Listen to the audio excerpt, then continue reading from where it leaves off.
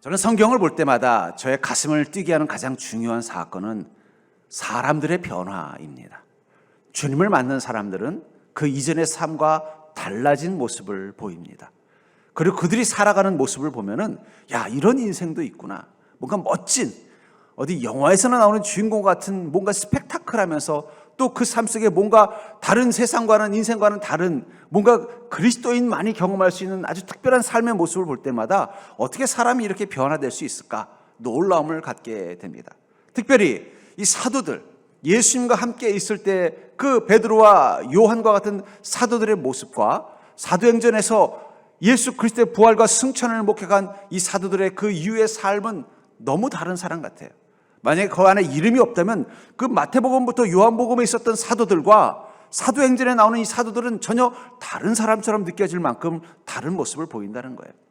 그것이 인간에 대해서 관심을 가지고 있는 저에게는 늘 흥미로운 것입니다. 어떻게 사람이 이렇게 단기간에 완전히 다른 사람으로 변화될 수 있을까? 그리고 저는 그것을 통해서 하나님의 은혜와 능력이 임하면 우린 변화될 수 있다라는 가장 중요한 희망을 얻게 되는 것입니다. 그렇다면 사도들은 무엇 때문에 이렇게 변했을까요? 우리가 이 사도행전 본문을 통해서 알 수 있는 것은 그들의 변화의 출발점은 예수님의 부활과 승천을 목격한 뒤부터라는 거예요. 그들의 삶이 변화되기 시작한 그 첫 번째 출발점은 예수님과 함께 있었던 그 3년간의 시간, 주님의 능력과 은혜를 보았던 그 시간들이 아니라 부활하신 예수님, 그리고 저 천국을 향해 올라가시는 예수님을 본 뒤부터 그들의 인생이 바뀌었다는 것입니다. 그들의 인생이 바뀌었다는 것은 그들의 생각이 바뀐 것이고 그들의 마음이 바뀐 것이고 그들의 삶의 태도가 바뀐 것입니다. 또 하나는 바로 주님께서 그냥 올라가신 것이 아니라 이 땅에 있었던 사도들에게 해야 할 삶에 행해야 될 명령, 그 사명을 주셨고 그 사명을 감당하도록 그들에게 성령님을 부어주셨다는 것입니다. 그것이 그들로 하여금 다른 인생을 살게 한 것입니다. 우리 그리스도인이 다른 인생을 사는데 가장 중요한 힘은 믿음입니다. 근데 그 믿음은 무엇을 믿는 것입니까? 예수 그리스도의 부활과 승천을 믿는 것입니다. 왜 예수 그리스도의 부활과 승천을 믿는 것이 우리에게 놀라운 변화를 줄까요? 예수님의 부활과 승천을 믿는 그 순간 우리는 알게 되는 것입니다. 이 땅의 시간이 끝이 아니라 영생이 있다는 것, 죽음이 끝이 아니라 죽음 너머에 부활이 있다는 것, 그리고 주님의 승천을 믿는 순간 이 땅이 전부가 아니라 저 천국이 우리 삶 가운데 기다리고 있다는 것을 믿게 되는 믿음을 갖게 된다는 거예요. 그게 우리를 변화시키는 거예요. 또 하나는 주님께서 우리에게 주신 그 명령입니다. 우리는 그것을 믿는 것입니다.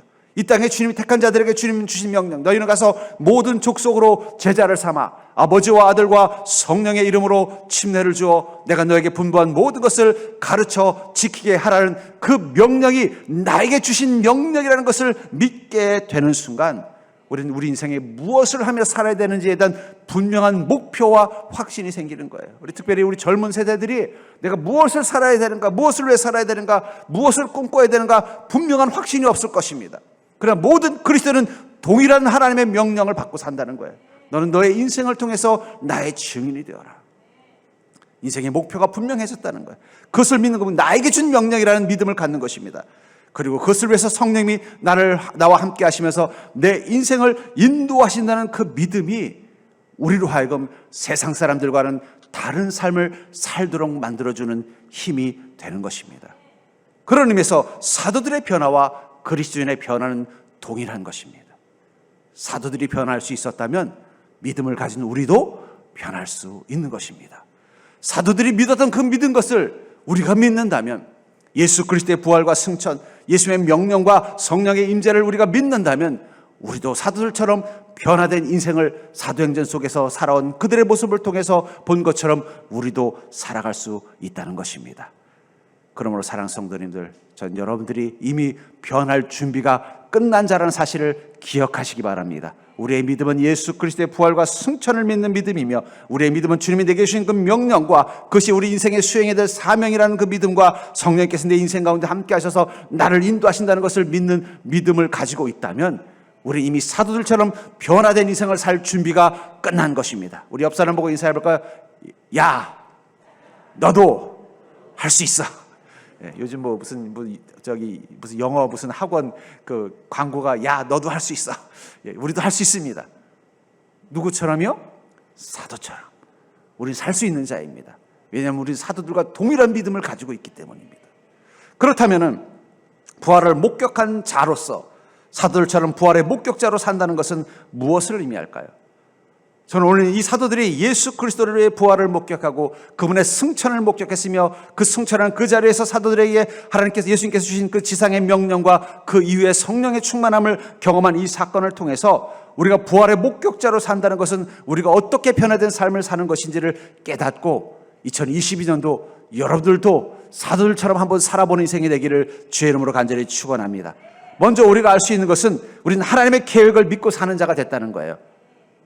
절대로 해볼까? 나는 나를 향하신 하나님의 계획을 믿노라. 그러니까 우리의 믿음은 나를 향하신 하나님의 계획을 믿는 것부터 시작됩니다. 본문 6절을 보시면 그들이 모였을 때 예수께 여쭈어 이르되 주께서 이스라엘 나라를 회복하심이 이때니까. 주님께서 이스라엘 이 제자들에게 무엇을 말씀하신 거예요? 하나님께서 이 땅을 회복시켜 주실 것이라는 그 말씀을 해 주신 것입니다. 사도 바울은 이 사도들은 예수님의 부활을 통해서 예수님의 말씀을 통해서 무엇을 확신하게 된 거예요? 주님께서 이 땅과 내 삶을 회복시킬 계획을 가지고 있다는 것을 알게 된 것입니다. 멸망과 심판으로 끝나는 게 아니라 하나님께서 새하늘과 새 땅을 주실 날이 기다리고 있다는 것을 기대하게 됐다는 거예요. 우리가 재난 영화, 무슨 블록버스터 재난 영화를 볼 때 우리가 끝까지 그 영화를 볼 수 있는 힘이 뭘까요? 우리 마음속에 희망이 있는 거예요. 저래도 반드시 주인공은 살아날 것이고 저래도 반드시 끝은 해피엔딩으로 끝날 거야. 아니나 다를까 영화가 막 죽이고 날리고 막 별짓을 다 해도 끝에 가면 결국 주인공은 죽지 않고 살아나서 가족들하고 행복하게 해피엔딩으로 끝나는 걸 보면은요 마음이 편안해져서 어떻게 돼? 아이고 영화 참 재밌네 그러고 하는 거예요. 그런데 주인공이 비극적으로 끝나버리면요 찝찝한 거예요. 마음이 무거운 거예요. 그건 본능입니다. 우리의 본능이라는 거예요. 우리가 우리 인생의 고난을 이길 수 있는 힘 중에 가장 큰 힘은 뭐냐면 하나님이 우리 인생을 향하여 해피엔딩으로 대본을 썼다는 거예요. 여러분들의 인생이 성령님에 의해서 연출되어지고 여러분들의 인생이 성령님에 의해서 이끌어지는 인생이라면 이미 하나님께서 여러분들의 인생을 향하여 하나의 시나리오를 가지고 있다면 그 시나리오의 끝에는 무엇이 있다는 거예요? 우리가 승리할 것이다. 우리가 하나님과 함께 인생의 역경과 문제를 싸워 이겨나간 믿음이 우리가 그럼 세상의 모든 재앙과 재난과 고난과 싸워 승리하게 할 것이다. 해피엔딩으로 하나님은 시나리오를 쓴다는 거예요. 저는 성경을 통해서 우리 인생의 해피엔딩을 하나님이 약속하고 있다는 게 얼마나 기쁜지 모르겠습니다. 그래서 로마서 5장 3절부터 5절에 보면은 다만 이뿐 아니라 우리가 환난 중에도 즐거워하나니. 여러분 환난 중에도 즐거워한다니 이게 가능한 일입니까? 힘들어 죽겠는데 아파 죽겠는데 어려움이 있는데 즐거워한다고 말하고 있다는 것입니다. 왜냐하면 이는 환난은 인내를 인내는 연단은 소망을 이루는 줄 알미로다. 소망이 우리를 부끄럽게 하지 아니함은 우리에게 주신 성령으로 말미암아 하나님의 사랑이 우리 마음에 부은 바 됨이니. 우리가 환난 중에 즐거워하고 이 환난 속에서도 인내를 가지고 인내 속에서 연단을 당하더라도 우리가 소망을 이룰 날, 반드시 그 소망이 이루어질 날을 기대하면서 즐거워할 수 있는 비결은 무엇 때문이냐면 그 소망이 우리를 부끄럽게 하지 않는다는 거예요. 이 부끄럽게 하다는 말이 어떤 성경에는 실망시키지 않는다는 뜻을 가지고 있어요. 왜 그렇습니까? 그 소망은 하나님이 우리에게 주는 소망이기 때문에. 하나님이 우리에게 주시는 그 약속, 하나님에게 해피엔딩에 대한 그 약속의 소망을 가지고 있으면 우리는 실망하지 않습니다. 하나님 우리가 그 소망을 가지고 살 수 있도록 성령님을 부어주시며 그 성령님을 통해서 우리를 향하신 하나님의 사랑을 우리는 날마다 느끼는 것이기 때문에 우리는 환난이 와도 감사할 수 있는 거예요. 우리 감사통장 쓸 때 잘 될 때 쓰는 것만 쓰는 건 감사통장이 아닙니다.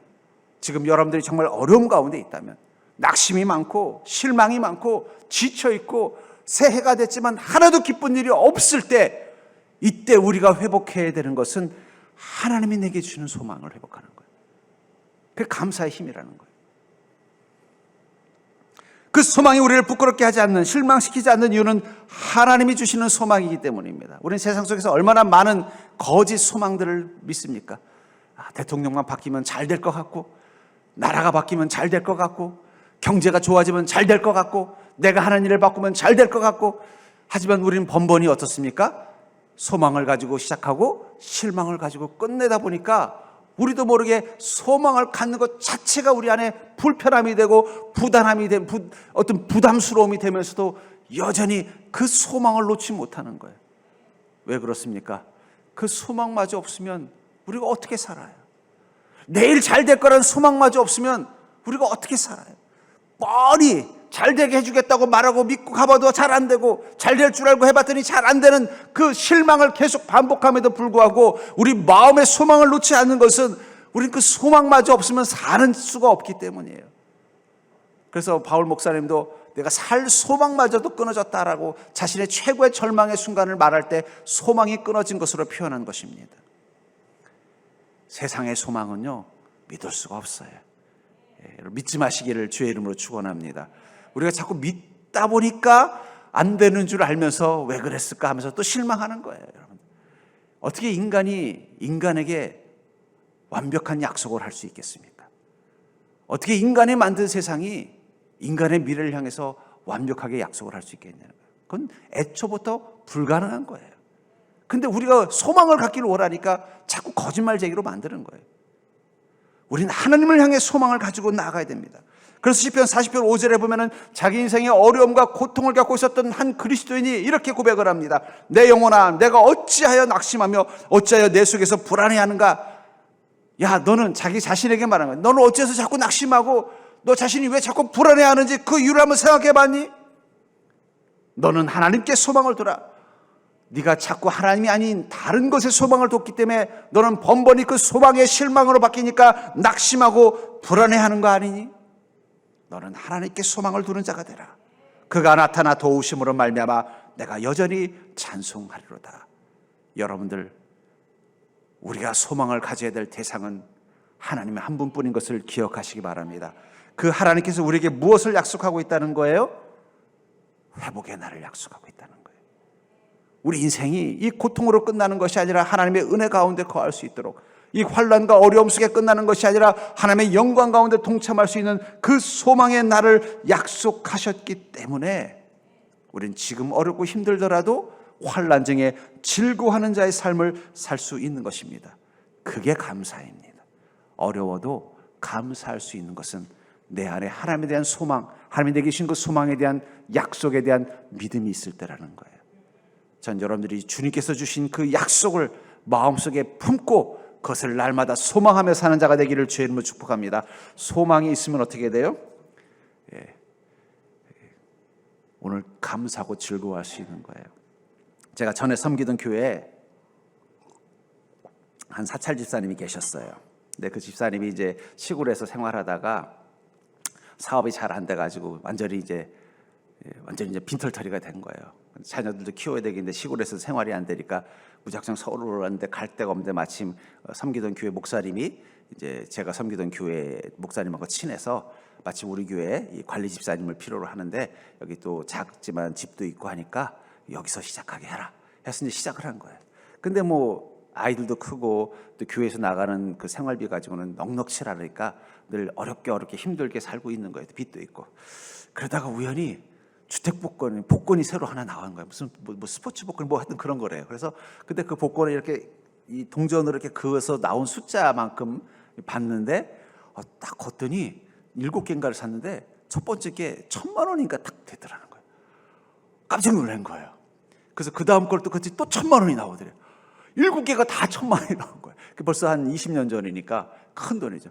그날 밤 막 너무 행복해서 잠이 안 오더래요. 야, 드디어 이제 이 가난에서 벗어날 수 있게 됐구나. 이 7,000만 원이면 그때 7,000만 원이면 아마 서울의 아파트를 사고도 남는 돈이었을 거예요. 막 기대감을 가지신 거예요. 그래가지고 그 복권을 가지고 이제 이 하려고 갔더니 그 복권 그런 데서 보더니 그 왜 벗기려면 끝까지 벗기지 맨 앞에만 벗겼냐는 거예요. 그래서 무슨 얘기냐 했더니 벗겨서 3개가 다 똑같이 1,000만 원 나와야 1,000만 원 되는 거지 뒤에 다른 숫자가 남은 건 꽝이라는 거예요. 그래서 다 벗겨봤더니 다 꽝이더래요. 그래서 나중에 그 얘기를 하면서 그러더라고요. 자기가 그날 밤 너무 행복했대요. 야, 내일 아침에 이제 그 복권 환불하는 데 가서 은행에 가서 이걸 탁 줬을 때 그 7,000만 원이 생기면 그동안 자기가 진 빚, 어려운 생활들이 다 끝날 걸 생각하니까 어떻게 돼요? 막 너무 신이 나가지고 그냥 밤에 잠이 안 오더래요. 그냥 부인 되시는 우리 여자 집사님하고. 다음날 얼마나 실망이 됐겠습니까? 여러분, 우리 소망을 잃어버리면요, 그때부터 인생 살 맛이 안 나는 거예요. 근데 우리가 자꾸 왜 소망을 못 갖느냐, 자꾸 세상 소망을 가지고 기대하다 보니까 복권 사가지고 그어보는 것처럼 될 것 같지만 1,000만 원 처음에는, 두 번째는 500만 원, 세 번째는 500원 꽝이 되는 거예요. 오직 하나님께 소망, 하나님께서 우리에게 약속하신 그 약속은 반드시 이루어질 것을 믿는 소망을 가지고 살아가면 그 순간부터 우리는 어떻습니까? 살 맛이 나는 거예요. 전 여러분들이 날마다 주님이 여러분들을 향해서 하신 그 약속을 마음속에 소망을 품고 여러분들이 한 해를 사는 자가 되기를 주의 이름으로 축복합니다. 여러분들의 마음 가운데 하나님이 어떤 약속을 주셨어요? 그 약속을 품고 날마다 그것을 위해서 기대하고 기대하는 마음 가지고 살아갈다면 하나님은 결코 그 소망이 실망으로 끝나지 않도록 인도하시는 그 하나님인 그것을 반드시 발견하게 될 줄 믿습니다. 두 번째로 우리가 부활의 목격자로 산다는 것은 성령님이 주시는 권능의 힘으로 사는 것이다 라고 이야기하고 있다는 거예요. 성령님이 주시는 권능의 힘으로 사는 자가 바로 부활의 목격자의 삶의 특징이라는 것입니다. 본문 8절에 보니까 오직 성령이 너에게 임하시면 너희가 권능을 받고 예루살렘과 온 유대와 사마리아와 땅끝까지 이르러 내 증인이 되리라. 성령이 임하시면 어떻게 된다고요? 권능을 갖게 된다고요. 권능을 가진 다음에 증인의 삶을 살게 된다라고 말하고 있습니다. 이 권능이라는 말이 헬라어로 두나미스라는 단어를 쓰는데 이 말은 힘, 능력, 기적을 뜻하는 것입니다. 다시 말해서 우리가 주님이 주시는 그 명령을 가지고 사는 증인의 삶을 살기 위해서는, 예수 그리스도의 부활을 사람들에게 증거하는 증인의 삶을 살기 위해서는 우리에게 무엇이 있어야 된다는 거예요? 권능의 힘이 있어야만 그 증인의 삶을 살 수 있다는 것입니다. 그렇기 때문에 하나님께서는 우리에게 증인의 삶을 살라고 명령만 하신 게 아니라 그걸 감당할 수 있는 권능도 주셨다는 거예요. 성령께서 우리 안에 오신 이유는 뭐라는 거예요? 너희가 성령을 받으면 너희가 권능을 받고, 성령이 임하면 권능을 받는다는 거예요. 왜 우리가 성령 충만해야 돼요? 성령 충만함을 통해서 하늘의 힘, 하늘의 권능, 그 권능을 가지고 사는 자가 되어야만 정말 예수 그리스도의 부활을 온전히 증언할 수 있는 증인의 삶을 살 수 있기 때문입니다. 그래서 출애굽기 3장 10절부터 12절에 보면은 이 모세가 주님의 그 명령을 전하러 가는 증인의 삶을 살러 애굽으로 갈 때 하나님께서 이렇게 말씀하시죠. 이제 내가 너를 바로에게 보내어 너에게 내 백성 이스라엘 자손을 애굽에서 인도하여 내게 하리라. 모세가 하나님께 이르되 내가 누구기에 바로에게 가며 이스라엘 자손을 애굽에서 인도하여 내리까? 하나님이 이르시되 내가 반드시 너와 함께 있으리라. 내가 그 백성을 애굽에서 인도하여 낸 후에 너희가 이 산에서 하나님을 섬기리니 이것이 내가 너를 보낸 증거니라. 모세는 가서 하나님께서 이스라엘 민족을 이제는 이 바로의 압제에서 벗어나서 자유인이 되게 하신다고 말씀하셨습니다. 또 하나님께서 오셔서 저 애굽 땅에서 나와서 가나안 땅으로 들어가게 하라고 명령하셨습니다. 이렇게 말로만 전하도록 보낸 게 아니라 그들을 직접 인도해낼 수 있도록 모세에게 권능을 주셨다는 거예요. 하나님의 지팡이를 쥐어준 것입니다. 그래서 출애굽기 4장 17절에 보면 이렇게 말하고 있습니다. 너는 이 지팡이를 손에 잡고 이것으로 이적을 행할지니라. 왜 하나님께서 모세에게 능력의 지팡이를 주셨어요? 네가 정말 내가 한 말을 바로와 이스라엘 민족에게 증거하는 증인이 되려면은 권능이 있어야 된다는 걸 아셨기 때문이에요. 말로 한다고 누가 믿어주겠어요? 모세가 아무리 말을 잘해도 말해준다고 누가 믿겠냐는 거예요. 하나님이 그에게 권능의 지팡이를 통해서 하나님께서 말씀하셨다는 것을 보여줘야만, 그들을 온전히 인도하여만 하나님께서 말씀하셨다는 것을 믿게 되겠죠. 그래서 무엇을 주시는 거예요? 권능을 주신다는 거예요. 그러니까 여러분들, 성령님을 통해서 우리에게 받는 권능은 우리가 증인의 삶을 살 수 있도록 만들어주는 능력입니다. 그렇기 때문에 성령님이 주시는 그 권능, 그 능력은요, 안전장치가 있어요. 이 총에는 안전장치라는 게 있습니다. 이 안전장치를 해놓았을 때는 아무리 방아쇠를 당겨도 총알이 나가지 않습니다. 안전장치를 풀어야만 총알이 나가는 것처럼 성령님의 권능이 우리 삶 가운데서 나타날 때 가장 중요한 안전장치는 무엇이냐면 우리가 증인의 삶을 살고 있느냐는 거예요. 우리가 온전한 증인의 삶을 살고 있을 때 우리 안에 안전장치가 풀리고 그 순간부터 우리 안에 계신 성령님의 능력이 우리의 말과 행동을 통해서 나타나게 되는 게 바로 권능의 삶이라는 거예요. 하나님께서는 모세에게 하나님의 지팡이를 쥐으셨어요. 그리고 그 지팡이를 가지고 모세가 증인의 삶을 살 수 있도록 능력이 되어 주셨던 것입니다.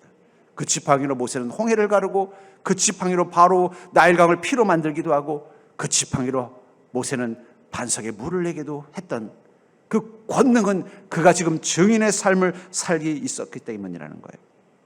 여러분들, 하나님께서 우리에게 가서 복음을 전하고 주님의 영광을 전하라고 할 때 말만 잘하면 그걸 할 수 있는 사람으로 만들지 않는다는 거예요. 우리 안에 능력을 주신다는 거예요.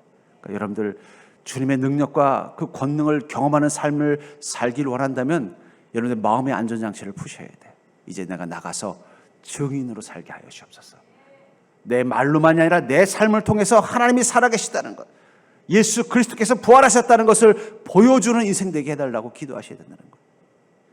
그 믿음 가지고 여러분들이 살아가면요, 그 속에서 권능이 나타나기 시작한다는 거예요. 그래 증인의 삶이라는 그 사명감을 잃어버리고 살면요, 마치 안전장치가 묶여져 있는 총알처럼 아무 일도 일어나지 않는 거예요. 너 예수 믿는다면서 뭐 그러게 사니? 그것은 내 안에 계신 성령님은 무능하신 분이라서 그런 게 아니라 내가 증인의 삶이라는 안전장치를 풀지 않았기 때문에 그런 거예요. 전 여러분들 올 한 해 내가 머무는 그곳에서 예수 그리스도의 부활과 예수님의 다시 오심을 증언하는 증인의 삶을 사는 자가 되게 해 주시옵소서. 기도하면서 그곳에 머물러 보십시오. 그것을 위해서 내가 할 수 있는 일이 무엇인지를 고민하면서 한번 머물러 보십시오. 그러면 그 순간부터 주님의 권능이 여러분들의 삶을 통해서 나타나게 될 줄 믿습니다.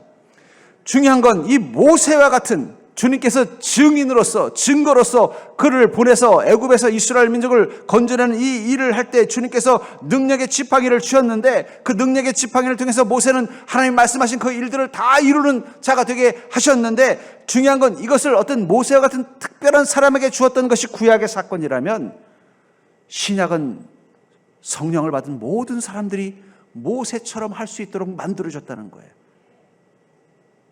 우리 사도행전에 보면요, 사도들만 나오는 게 아닙니다. 빌립 지사님 같은 분, 스데반 지사님 같은 분, 그분들도 성령의 권능을 가지고 살 수 있었던 그 비결은 무엇입니까?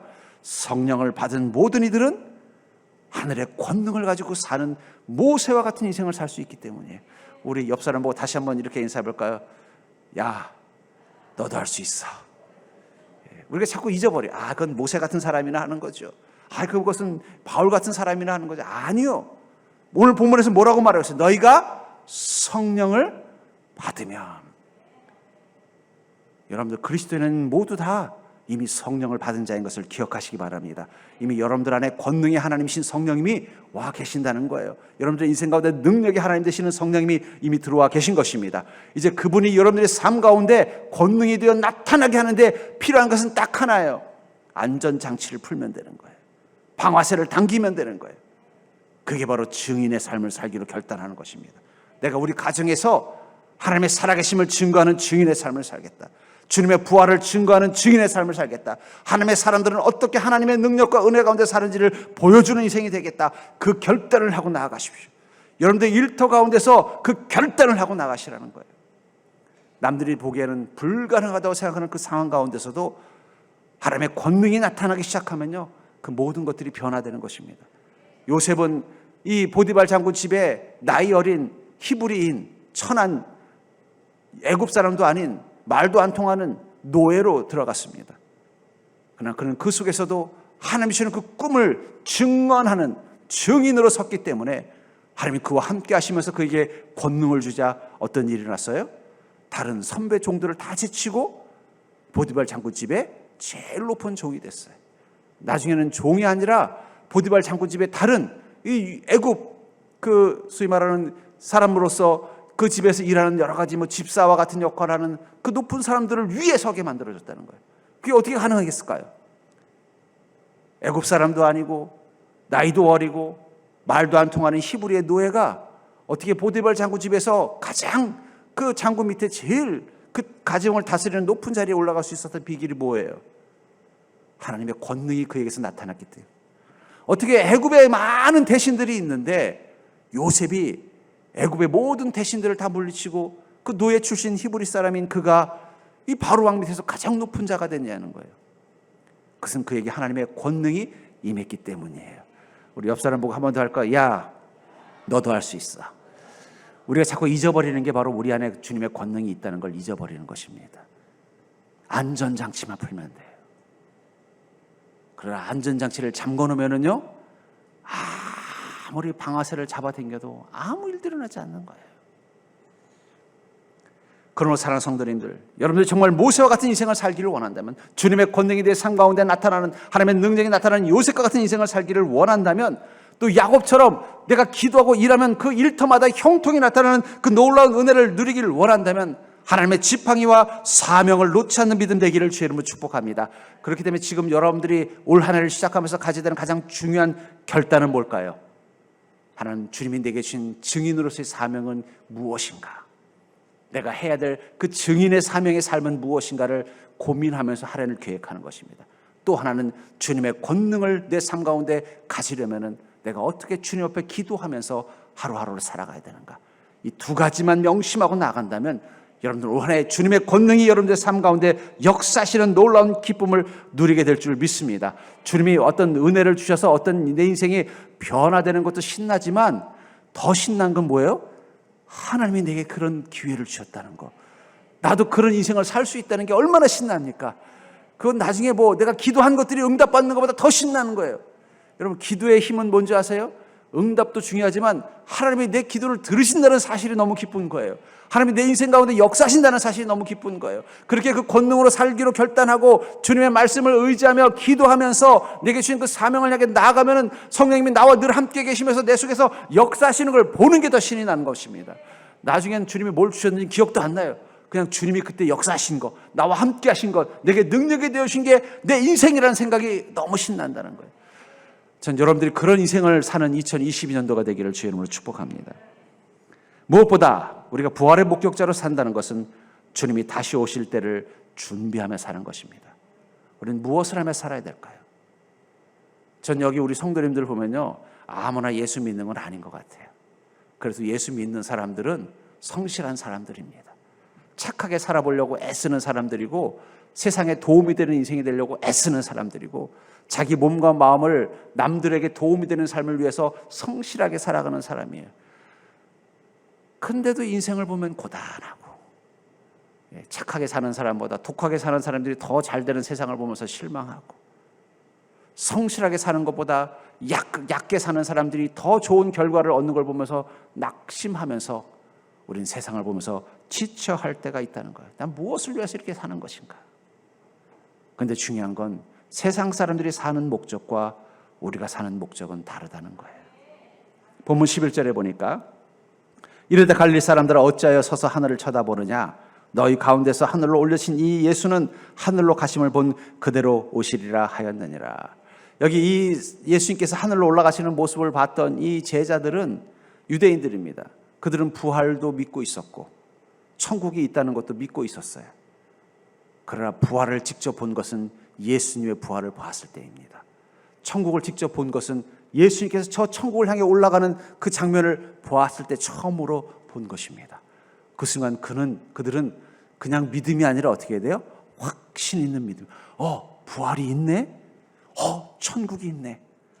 부활이 있다는 것이 확신이 생기고 천국이 있다는 확신이 생기는 순간부터 그들은 무엇을 위해 살 수밖에 없어요? 뭐라고 말씀하고 있어요? 하나님이 예수님이 저 천국에 가신 그대로 다시 오실 거라는 거예요. 다시 오셔서 어떻게 한다는 거예요? 너희들에게도 부활을 주고 너희들에게도 저 천국을 준비하러 하나님 올라가신다고 말씀하셨을 때 그들은 그 다음부터 자신의 인생, 자신의 시간 속에 가장 중요한 것은 무엇일까요? 그건 증인의 삶입니다. 예수님이 부활하셨습니다. 예수님이 부활하신 것처럼 우리도 부활할 것입니다. 예수님은 천국으로 가셨습니다. 천국에 가셔서 우리를 위해서 처소를 준비하고 계십니다. 우리에게도 천국에 들어갈 수 있는 문이 열렸습니다. 예수께서 다시 오실 것입니다. 오셔서 우리를 다시 부활케 하시고 저 천국으로 데려가실 그날이 있을 것입니다. 우린 그날을 기다리면서 소망하면서 사는 자입니다. 그게 바로 증인이 되는 거예요. 그 순간 우리 그리스도인이 사는 이유는 달라요. 세상 사람들이 인생을 사는 이유는 무엇입니까? 크게 두 가지예요. 생존과 풍요. 살아남는 게 중요하고, 그 다음에 이왕 살아남는 거 잘 먹고 잘 사는 것입니다. 근데 거긴 전제가 있어요. 뭐예요? 우리 인생에 부활은 없겠다. 여기서 죽으면 끝이다. 죽지 않으려고 몸부림치는 거예요. 저 천국의 영광과 기쁨은 없다. 이 땅이 천국이어야 한다.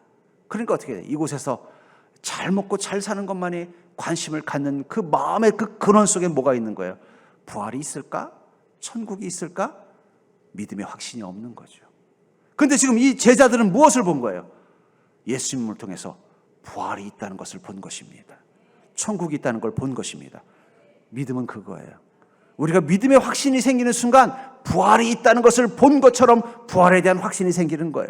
천국이 있다는 것을 본 것처럼 천국에 대한 확신이 생기는 겁니다. 여러분, 부활을 보았고 천국을 보았으면요, 그 다음부터 우리가 무엇을 위해 살아야 될까요?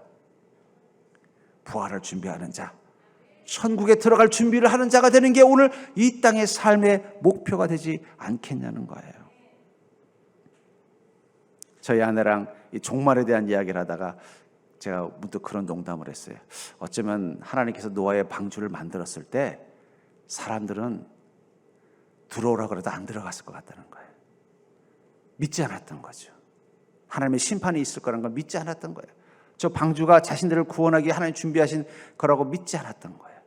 그래서 그냥 여전히 자기 땅에서 열심히 자기 인생 이 땅에서 생존하고 풍요로워지는 것에만 관심을 가지고 살았기 때문에 아무도 못 들어간 거지, 하나님이 못 들어가게 막아서 못 들어간 게 아닐 거라는 생각이 들어요.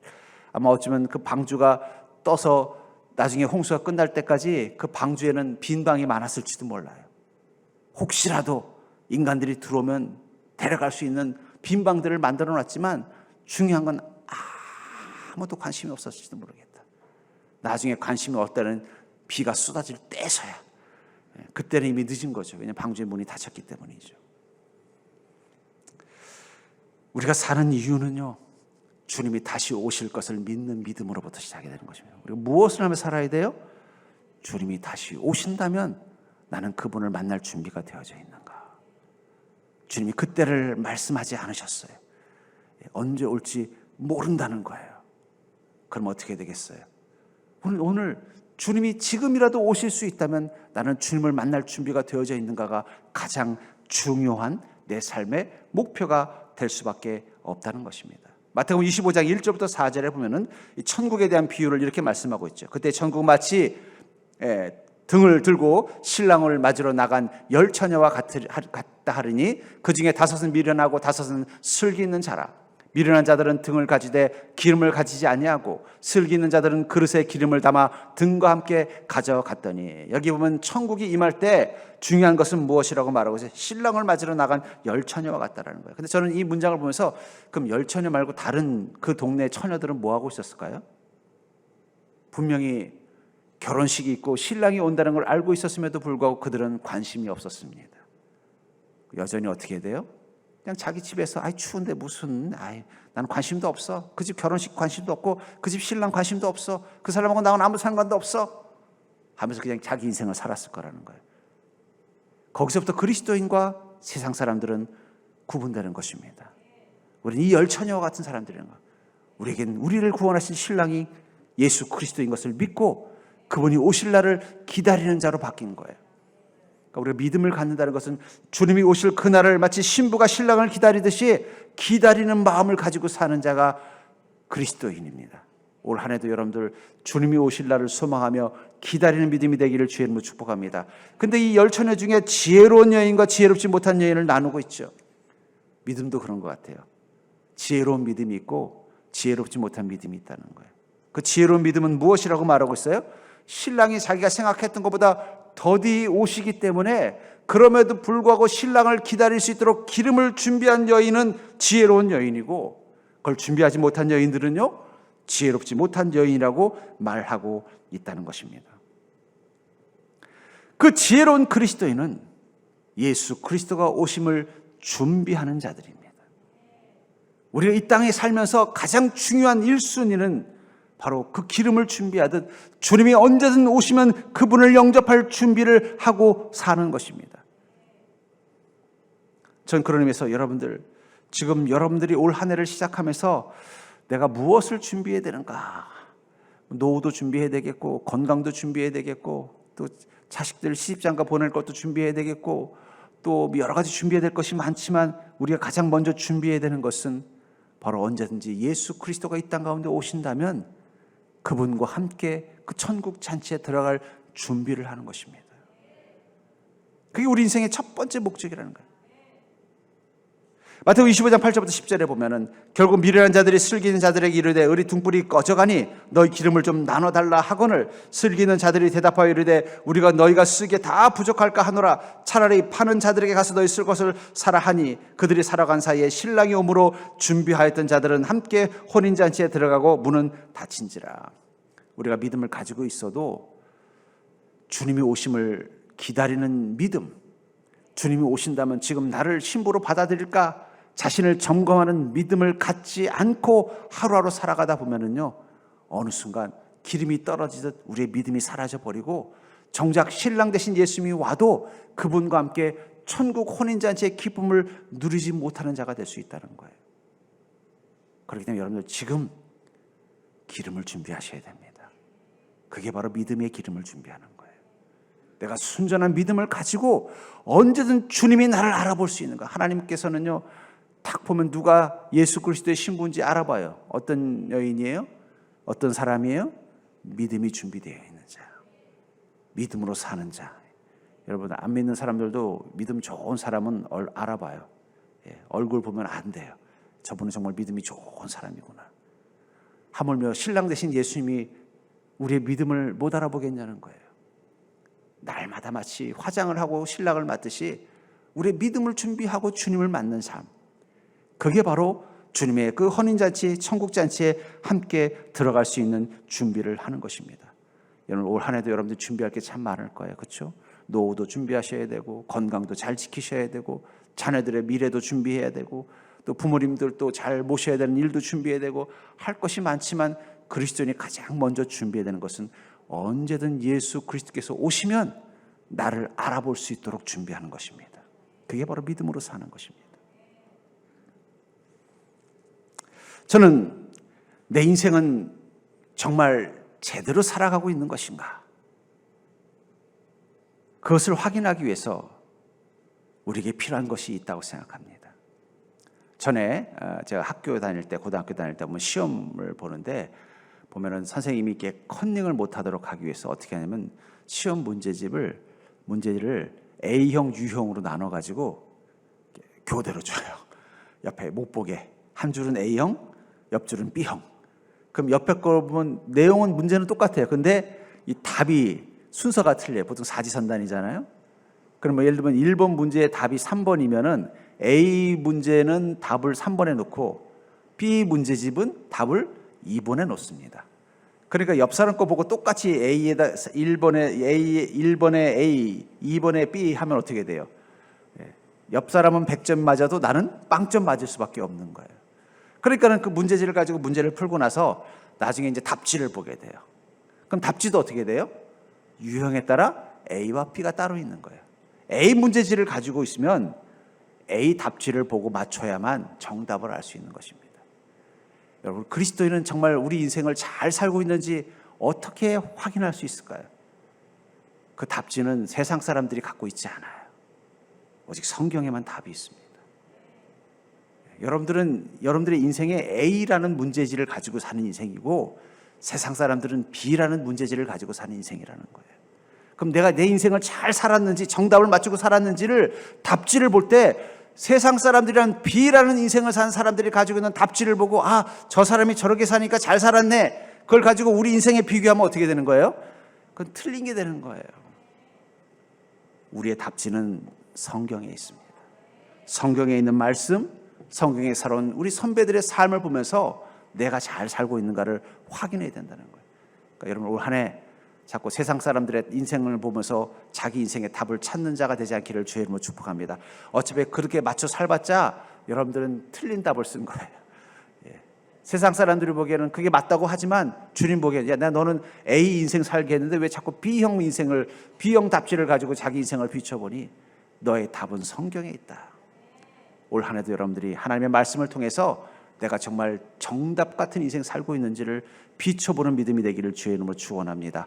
그럴 때 여러분들은 부활의 증인으로 이 땅 가운데 사는 것이며 부활의 증인에게만 주어지는 성령의 능력이 무엇인지를 맛보는 인생이 될 것이며 예수 그리스도께서 다시 오신 그때 주님께서 여러분들을 알아보고 기뻐하는 주님의 사랑스러운 신부의 인생이 되는 줄 믿습니다. 그런 소망 가지고 사는 한 해가 되기를 주의 이름으로 축복합니다.